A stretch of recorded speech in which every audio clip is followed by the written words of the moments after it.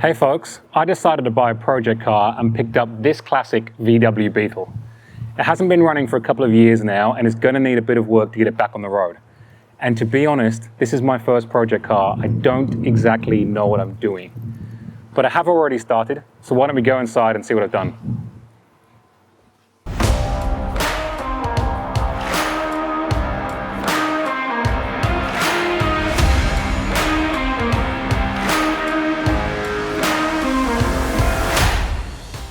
This is a 1962 VW Beetle built right here in Australia, or as some of the enthusiasts might like to call it, a VW Type 1.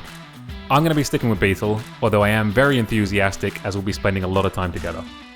I bought it off Facebook Marketplace from a town called Wodonga, just about a 4-hour drive away. I went down there, took a look at the car, liked what I saw, and got it delivered on the back of a trailer a few weeks later. One of the first things you're going to notice is that the car doesn't have any wheels.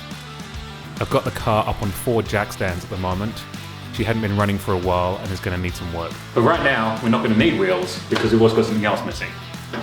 An engine. And no, you're not going to find it in here either, but more on the engine later.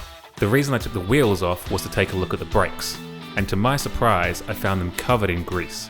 Now, I don't know a lot about drum brakes, but I'm pretty sure they shouldn't be lubricated. Here you can see the grease on my fingers just from touching them. That's not brake dust, that's grease off the pads and the drums. And here's the brake drum where you can really see that grease on there. I don't think these back brakes would have been doing a heap of stopping. And I'm pretty sure this is the culprit. These seals at the end of the axles and stub axles were leaking when I took the brakes off. When you look carefully, you can actually see the VW logo embossed on these seals. So they might be the original seals, or I'd certainly wager that they're very old. Okay, so back to the engine and where did that go? The 1962 Beetle would have come with a 1200cc engine. This one came with a 1600cc dual port engine, so at some point in its life it's been swapped. Based on the serial numbers, it's an early 1970s engine. It's also had a 12-volt conversion done, which I'm guessing was done at the same time as the engine swap. I knew the car hadn't been running for a couple of years when I bought it, and the previous owner told me that when it was running, it was pretty rough. So I wanted to pull the engine out, strip it down, and rebuild it. I followed a YouTube video for how to take an engine out in 20 minutes, and it took me 4 hours. But I'm calling that a win, because I've never taken the engine out of a car before. And right now, the engine is fully stripped down to the block, ready for that rebuild. I thought it might be useful now for anyone else doing this for the first time to show you how I labelled things as I went. As I disconnected wires or cables or hoses, I wrapped tape around the end and labelled them as to what they connected to. For example, here you can see the cable that connects the voltage regulator to the battery positive.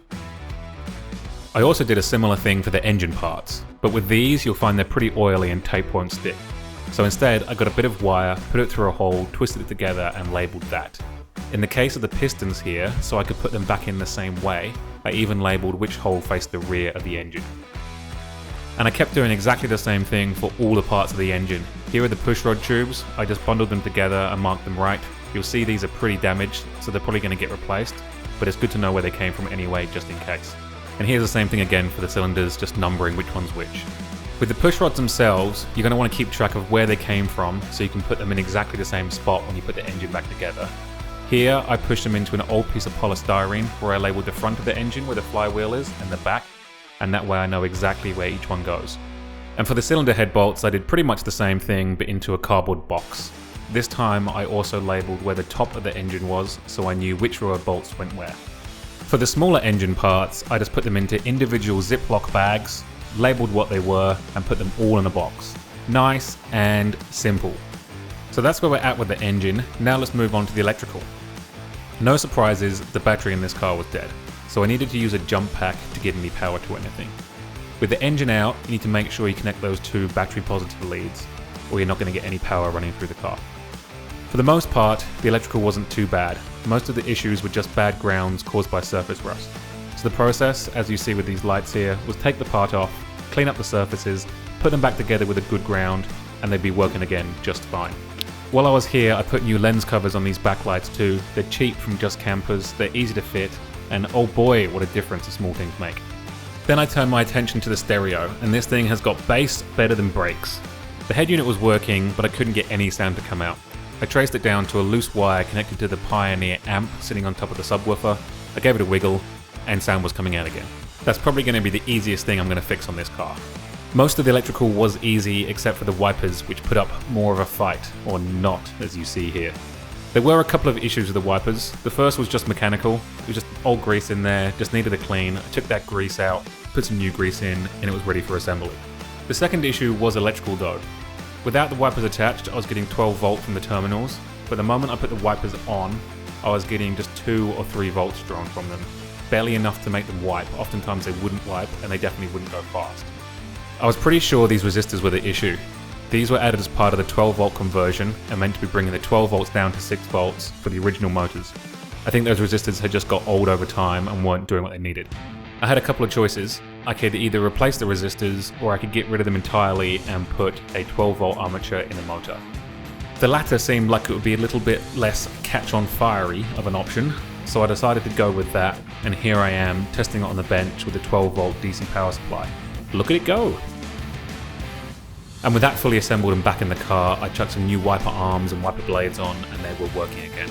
Even when you turn them off, that park function was working and the wiper blades would return to their home position.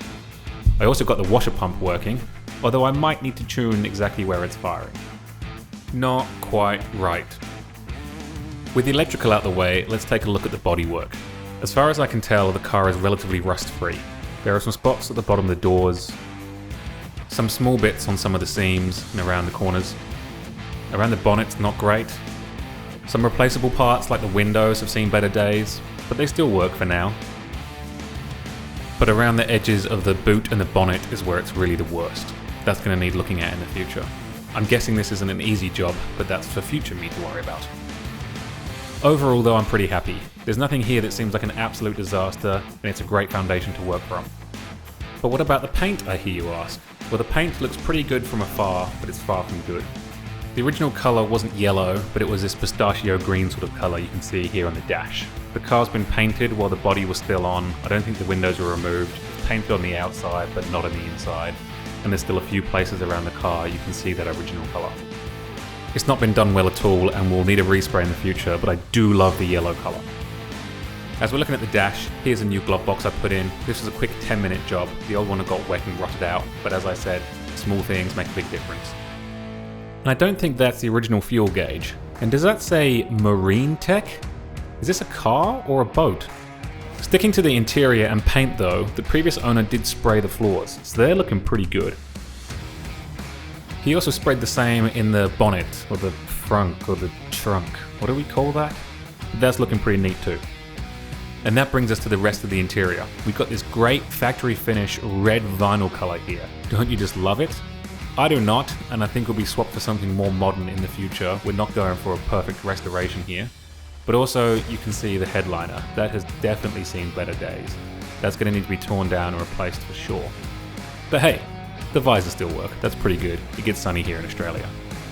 And the last little interior detail is the fire extinguisher, because we know we all need one of them in a bug. Overall, and from a distance, it's a great looking car. It needs a little bit of love, but it's a great starting point for a project car. Hopefully that brings you up to speed on where we're at so far. We've taken the engine out, the brakes have been torn down, the electrical's been gone over and is mostly working now. We've taken a good look at that interior and also the bodywork and paint. And the paint is one of the things I love about this car. That bright yellow, like Tweety Pie or Big Bird, is why we've called her Birdie. There's still a lot to do, so I'll be documenting the process from here on out. And hopefully I can learn some things as I go from you. Please let me know what I'm getting wrong in the comments down below. And I can pass on some tips and tricks that I learn along the way. So with so much to do, let's get on with it.